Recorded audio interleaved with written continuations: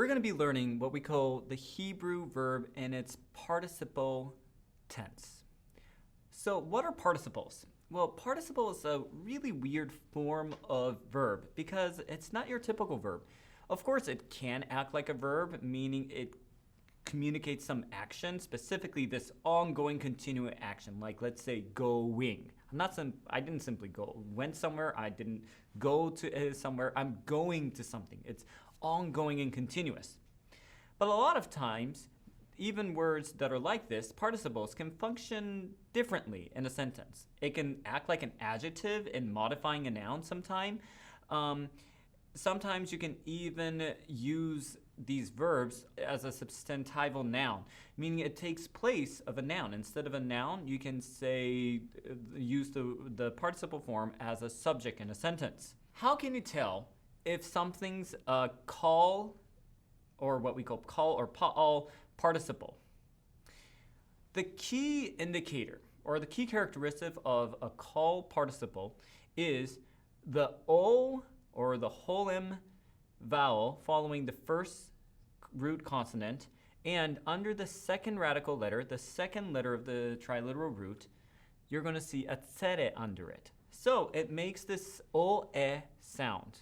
Whenever you see a verb in its participular form, a good way to translate, this is kind of a general rule of thumb, is by making it a gerund. Gerund is a fancy way to say put an ing, ing at the end. So let's use the verb yashav as an example. Yashav means to sit or to dwell.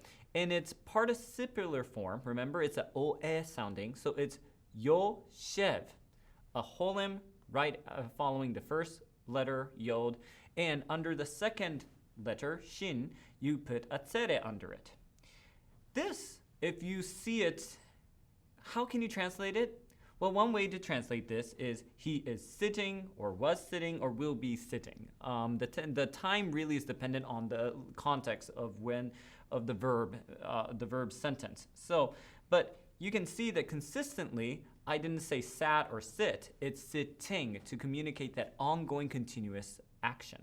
So let's try practicing this with other form of verbs. Here we're going to have what we call the lexical form, the verb in its third masculine singular perfect form, which is, for example, here, Paal, he did something. When you want to make Paal, he did, it's a call perfect third masculine singular form into a participle. Remember, what are the vowel changes that you have to do? It's a o-e sounding vowel. So we're going to put a holem after the first letter pei and put a tsere under the ayin. So here, instead of Paal, which is he did, we have poel, which means he is doing. Here, now you have a call or Paal, whichever way you want to call it, active participle, masculine singular form. He is doing. But how can we change poel, which is he is doing, to she is doing in a feminine form? Here, the key is you're going to change certain vowel point and put a suffix, that is a letter at the end of the verb sequence. What you first of all need to do is that O following the first radical letter is going to be the same, but instead of a tsere under the second radical letter, you put a segel, and now the third radical letter will also take a segel, and you're going to add a tav at the end. So instead of poel, in the feminine singular participular form, it's poelet.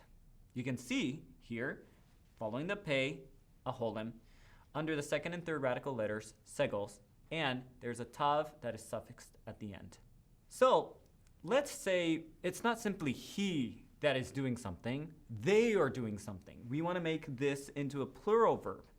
Well, how to make a call participle, masculine singular, into a plural is by adding or suffixing a hirik yod and a mem at the end. And this is going to be your prototypical plural ending for most nouns. For example, cat versus cats. We're going to learn more about this in the future. But the hirik yod mem is a plural, masculine plural, characteristic masculine plural ending. And we're going to change the vowel from a tsere to a sheva. So let's look at this now.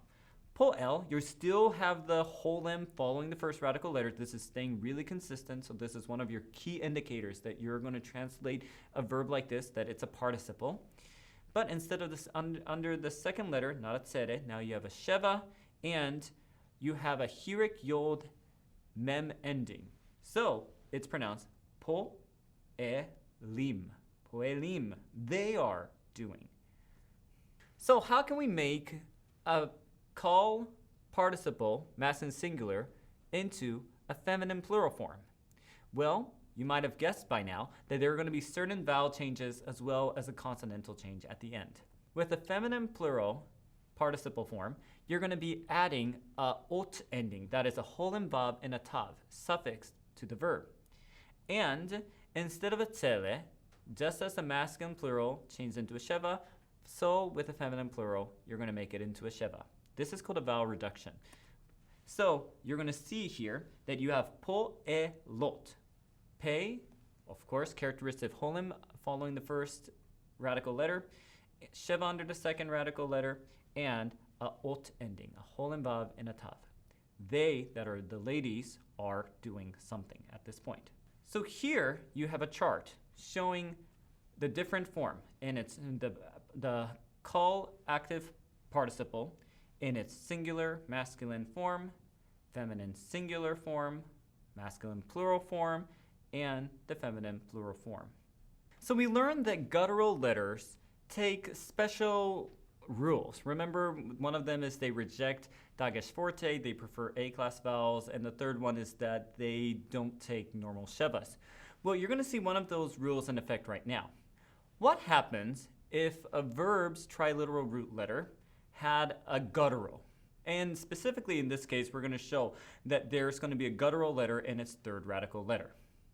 Here the verb is barach, to flee. When you make barach, which the third radical letter is a chet, a guttural letter, into a participular form, you're going to find out that the second rule of the guttural is important here. That is, gutturals prefer A-class vowels, and not simply themselves, but they even perhaps make the letter in front of them take on an A-class vowel. So here, when you make barach into a participle, it takes that OA sound like most of them do. So it's boreh. But instead of simply being a borech, it actually takes a patach right between actually here the resh, the second letter, and the chet, the third letter. This patach, which is not under the second or third letter, but in between, is actually called a furtive patach. So you pronounce this boreach. That's how this is pronounced. So you can see that because gutturals prefer A-class vowels, it put an A-class vowel right before the third radical guttural letter is pronounced. We learn that when you make a typical verb into a participle, specifically feminine singular, it's a holem after the first radical letter, and under the second and third radical letter, they take segos, these I or E class sound, right? But when the third radical letter is a guttural, remember, they prefer A class vowels. Therefore, instead of being a segol, you put two patach, two A class vowels there instead. So now, barach, which means to flee or he fled. Boreach is its participle masculine singular form, and in its feminine singular form, it's borachat. You can see that under the second and third radical letter, the resh and chet, there are two patach, because the third radical letter, chet, which is a guttural, influence the vowels under these two letters. Finally, how can you make a sentence using this verb? Well, the most standard way is a subject followed by a predicate or the verb. So you're going to see here that you're going to have a subject. Let's say in this sentence, ani is the Hebrew word for me or I, ani, and followed by a participle. We're going to use the verb paal, to do, in its participular form, poel. Ani poel, I am doing. Throughout this course and in your study of the Hebrew language, you're going to be asked to do what we call parsing. So let me explain a little bit about this activity right now. When you look at a verb, we talked about the different parts of a verb. It has its stem, or the binyan, it has its tense, person, gender, number, and root. When you parse, you're going to try to identify each one of these. So let's make poel as an example. You're going to know that poel is in the call, stem, or binyan, because that's the only one you know. It's a simple active verb. Now, the tense. Well, we talked about how Hebrew technically doesn't have a tense, it's aspectual, but in the tense, you're going to identify that this is its active participular tense. It's not a perfect, it's not an imperfect, it's nothing. None of those, it's an active participle. Because how can you tell it's an active participle? You've learned this. It's a OE sound. The OE sound indicate that you're dealing with a call active participle. The person, well, active participles don't have persons, so you're going to just say none. You're going to skip that. And let's look at the gender. Poel, is that masculine or feminine? Well, you know that that's a masculine, right? Because if it's feminine, it usually takes a tav ending with a different vowel point. So it's a masculine form. The number, it's singular, because remember, if it's plural, there's the im ending. So you know it's a masculine singular. And what is the root? That is the triliteral root. You know that the dictionary form is Paal, to do. Please remember this, because this is going to be really important in your homework, and you're going to do something like this throughout your learning.